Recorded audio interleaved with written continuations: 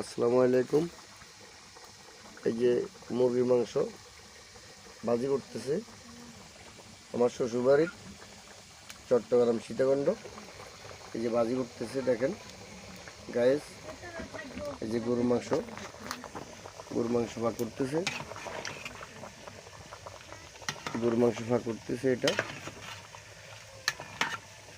এটা গরুর হাড্ডি,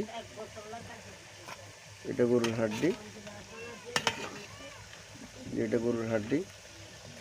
আমার শ্বশুরবাড়ি আজকে বাজার করছে, গরুর মাংস আনছে 5 কেজি আম করে খাওয়াইতে।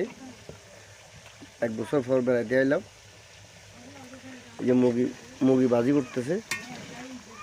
এই গাছ দেখেন আমার শ্বশুরবাড়ি মুরগি নিয়ে আসে, এগুলো ভাজি করছে, এগুলো এখনো ভাজি হয় নাই।